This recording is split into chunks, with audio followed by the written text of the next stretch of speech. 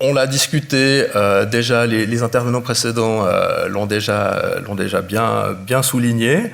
Moi, je l'ai découvert un petit peu en discutant avec Élise. Donc, que les bibliothèques actuelles, c'est plus forcément destiné à la seule lecture.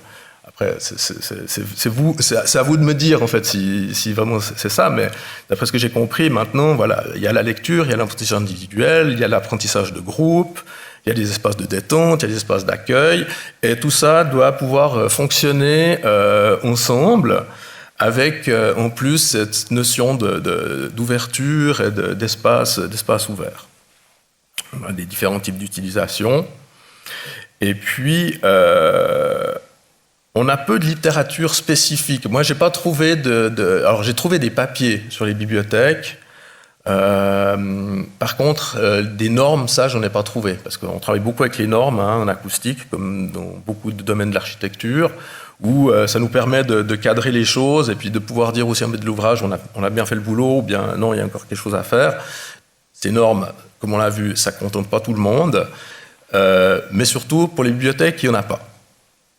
C'est pour ça que quand Élise est venue me discuter avec moi, je lui ai dit, mais en fait, toutes ces problématiques, c'est celles qu'on a dans les bureaux en open space, bureaux ouverts, où on a des plateaux collaboratifs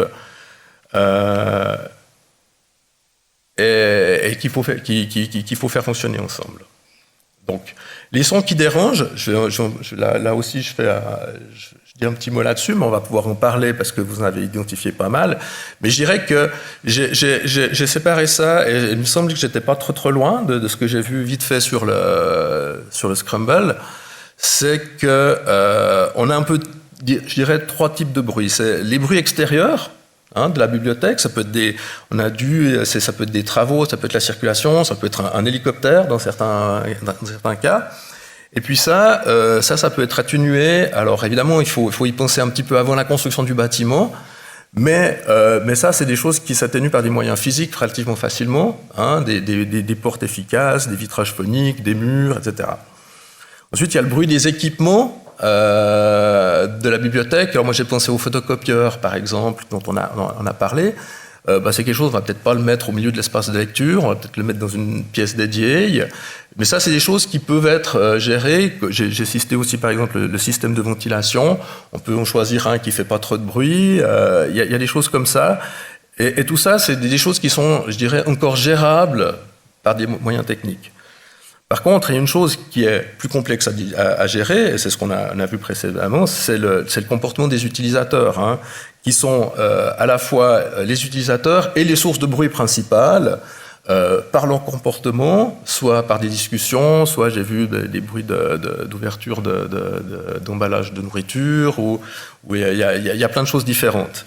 Et donc, l'idée, c'est d'arriver à cadrer un petit peu les comportements de l'utilisateur pour que la bibliothèque fonctionne bien. Alors, l'analogie au bureau ouvert, je me suis dit, l'analogie du bureau ouvert, les objectifs, c'est qu'on veut offrir des bonnes conditions de travail ou d'études, et puis on a cette notion actuelle de décloisonner, favoriser les échanges, favoriser le travail de groupe. Alors déjà, ça, c'est un peu une contradiction, d'un point de vue acoustique en tout cas. Et puis, les principes de base pour arriver quand même à faire en sorte que ça fonctionne le mieux possible, c'est on va essayer de faire en sorte qu'il n'y ait pas trop de bruit, donc un bruit de fond relativement faible, donc que la pièce soit traitée, c'est-à-dire qu'elle ne résonne pas trop. On va essayer avec des moyens de, même si c'est pas si simple que ça, de faire en sorte que le bruit se propage le moins loin possible, c'est-à-dire qu'on puisse collaborer à courte distance, puis qu'on ne dérange pas trop à longue distance. Donc, cette notion d'intelligibilité, donc à courte distance, on veut que les gens avec qui on travaille comprennent ce qu'on dit, et puis on ne veut pas trop comprendre ce que les groupes qui sont à une certaine distance disent. Donc là, on va voir qu'il n'y a pas de miracle, le son il se propage, on a vu, et il ne s'arrête pas par miracle, mais par contre, on peut faire en sorte qu'il soit moins dérangeant que si on ne fait rien. Voilà. Et donc tout ça pour dire qu'on a des objectifs assez similaires entre ces bureaux ouverts et les bibliothèques, et ce qui fait qu'on peut un petit peu se raccrocher justement à des normes qui existent.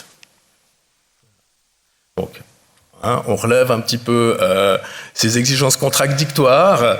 Un bureau ouvert, alors là j'ai pris l'image la pire que j'ai trouvée évidemment sur Internet, mais vous imaginez bien que en plus on a parlé du volume qui va augmenter la réverbération. Donc c'est un espace immense avec un très grand volume, a priori pas beaucoup de traitements acoustiques, et puis beaucoup de postes de travail qui sont répartis n'importe comment. On se dit que ça ne doit pas être facile de travailler là-bas dedans. Et puis à côté, c'est la bibliothèque, je la cite plus loin, je ne me souviens plus laquelle c'est. J'ai trouvé un joli site avec 37 bibliothèques modernes, avec des photos donc, que je partage avec vous, j'ai mis le lien. Mais où on voit de nouveau des grands volumes, des espaces ouverts, des mezzanines, enfin tous ces objets qui sont peut-être formidables d'un point de vue accueil, espace de travail, mais par contre difficiles à gérer sur la notion de bruit.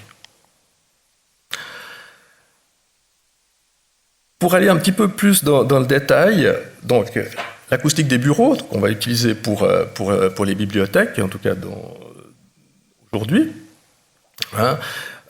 Cette norme, elle va donner des descripteurs acoustiques, donc ça c'est plus pour moi que pour vous, pour pouvoir faire une conception, mais et répartir les espaces en différents types. Par exemple, justement, il y a des activités qui sont vraiment destinées à l'accueil. Il y en a qui sont plus pour un travail collaboratif entre postes de travail voisins, et puis des endroits où c'est vraiment destiné à la concentration au travail personnel. Des fois, on veut pouvoir mixer différentes activités. Et puis là, j'ai supprimé parce que je me suis dit que c'était pas approprié. La communication avec l'extérieur, le téléphone, bon, bah ça, je crois que ça n'a pas vraiment sa place dans une bibliothèque. Mais à vous de le dire, pas à moi. Et puis, ces descripteurs acoustiques que nous, on va utiliser pour essayer de faire en sorte de faire fonctionner donc, ces espaces ouverts, c'est le temps de réverbération. Donc, on va faire des traitements. On ne veut pas que ça résonne trop. On va essayer de gérer, parce que le niveau de bruit, il doit être faible, il ne doit pas être trop élevé. Et puis, il y a une notion que j'aime bien, c'est ce qu'on appelle le rayon de distraction. C'est-à-dire qu'on peut calculer, en fait, une certaine distance au-delà de laquelle une conversation va devenir peu intelligible et donc moins dérangeante. Ça veut pas dire qu'on l'entend plus, mais ça veut dire qu'elle va être moins distrayante. Et ça, c'est une notion qui est introduite par cette norme pour dire, voilà, il faut essayer de mettre en place des moyens pour réduire ce rayon de distraction au maximum pour que la parole, même si elle est perçue plus loin, ne soit plus un facteur trop distrayant. Voilà. Et puis, une autre chose, mais ça revient pratiquement au même, c'est-à-dire de faire en sorte que le bruit soit réduit sur son chemin de propagation. C'est-à-dire que, on a vu, à l'extérieur, il y a une certaine réduction du bruit avec la distance. On a vu qu'à l'intérieur, les murs avaient tendance à réamplifier ce son. Et puis, des obstacles permettent justement d'empêcher ce son de se propager. Alors, les obstacles, ça peut être une cloison. Alors ça, c'est l'idéal. On fait une cloison de la dalle jusqu'au plafond. Là, ça marche bien. Après, on peut justement disposer, par exemple, dans une bibliothèque, les étagères de livres de manière stratégique pour que cette propagation soit maîtrisée, en tout cas dans certaines directions. Le mobilier de travail aussi peut être absorbant.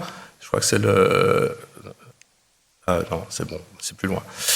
Et puis, on peut mettre des petites cloisons entre les bureaux. Enfin, il y a plein de petites astuces qui font qu'on peut réduire cette propagation, mais, j'insiste, on la réduira jamais totalement. C'est-à-dire qu'on aura toujours quelque chose, ça sera toujours perceptible plus loin, mais ce sera moins problématique. Donc, voilà, alors là, je parle de la conception qu'on va amener. Donc, l'approche traditionnelle de conception d'une salle, c'est, je caricature un petit peu, mais le temps de réverbération, on dit, il faut un temps de réverbération de X secondes pour que ça marche bien. Moi, je calcule les surfaces qu'il faut mettre, et puis, voilà, c'est bon, terminé, au revoir, merci. Mais pour une bibliothèque, ça marche pas, hein, des discussions que j'ai vues. C'est-à-dire que ça suffit pas. Ça suffit pas parce que une salle très bien traitée acoustiquement, elle va justement avoir une très bonne intelligibilité. Ça veut dire qu'on va très bien comprendre ce qui se dit un peu plus loin. Et ça va pas être possible. Ou alors, il faut aussi bien séparer les lieux. C'est pour ça qu'on va mettre en place ces stratégies et jouer avec le mobilier, la disposition des lieux, l'espacement entre les zones pour réduire un petit peu ce bruit. Ça, je sais pas trop. Mon Dieu. Voilà. C'est pour ça que dans les espaces ouverts, mais dans les bibliothèques, on va avoir des zones d'utilisation différentes et qu'on va peut-être traiter différemment ou au moins essayer de gérer que le son ne se propage pas trop de l'une à l'autre. Hein, les espaces d'accueil, typiquement, les travaux de groupe, le travail individuel, etc. Donc, pour arriver à ça, et puis, je sais plus, j'ai discuté avec quelqu'un un petit moment au café qui me disait « Ah, ma bibliothèque va être rénovée, il y a un acousticien, mais je ne peux pas lui parler. » Alors, insister, voilà, parce que je pense que c'est fondamental que le maître de l'ouvrage, que l'architecte se rende bien compte qu'il y a une vraie réflexion à faire et que cette réflexion, si vous n'êtes pas là pour l'alimenter, eh ben, risque d'être biaisée. Et qu'il faut qu'on travaille ensemble pour arriver à un bon résultat. Voilà. Le mobilier, j'aurais dû mettre cette slide un petit peu avant, je suis désolé, c'est un petit peu décousu. Mais on voit que, bon voilà, on a l'exemple extrême, hein, ces espaces de travail à l'américaine qu'on voyait dans les films dans les années 90, par exemple. Heureusement, on est un petit peu passé à autre chose maintenant, mais ça fonctionnait bien parce qu'il y avait ces petites cloisons qui faisaient que le bruit n'était pas trop transmis. Et puis, ici, on voit aussi un petit schéma qu'on utilise, par exemple, c'est justement l'effet d'une petite cloison entre deux postes de travail. Ça marche bien. Ça dépendra évidemment de la hauteur, parce que si on se voit, eh ben, ça marchera moins bien que si on ne se voit pas. Et puis, on a aussi un plafond qui est absorbant, ce qui veut dire qu'on va éviter les réflexions par le haut, on va éviter le son direct, on va avoir le son qui passe un petit peu par-dessus, mais on peut avoir déjà des atténuations qui sont significatives et qui peuvent justement faire en sorte qu'on sera tout de suite moins distrait par le son des autres.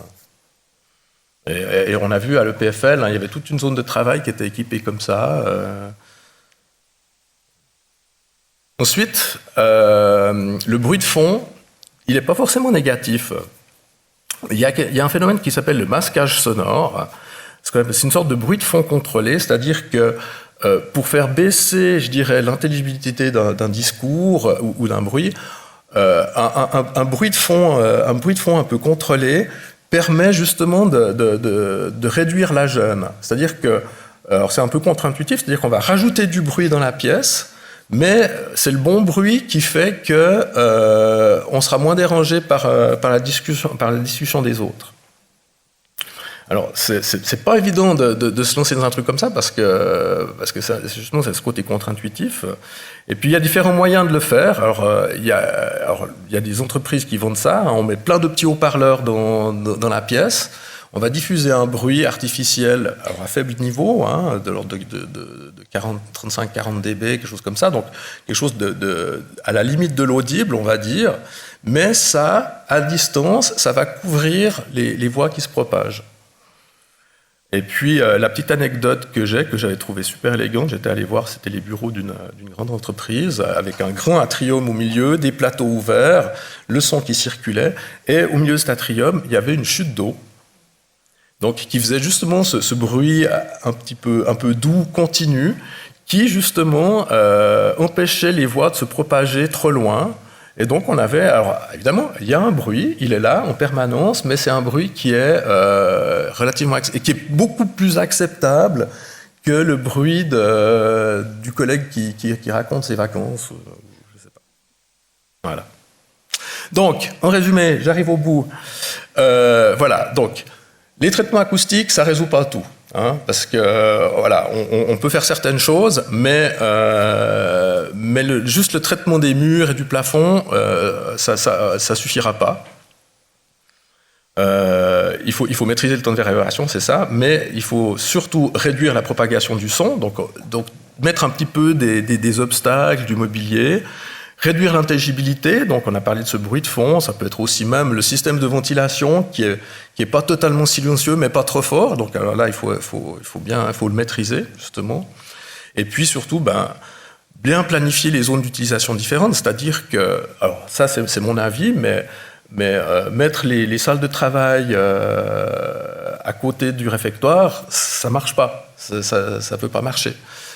D'après moi. Donc voilà, bien réfléchir ces zones, est-ce qu'on arrive à les séparer, et puis peut-être mettre les zones de conversation à voix basse entre la cafétéria et puis la zone de travail. Mais ça, c'est du bon sens, mais des fois, ça fait du bien de se le rappeler.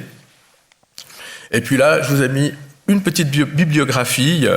Donc, il y a quelques normes que j'ai utilisées pour la réflexion et que j'utilise quand je fais des bureaux et que j'utiliserai si on me demande de faire une bibliothèque. Et puis, quand même, quelques papiers de recherche qui sont intéressants et qui sont facilement accessibles.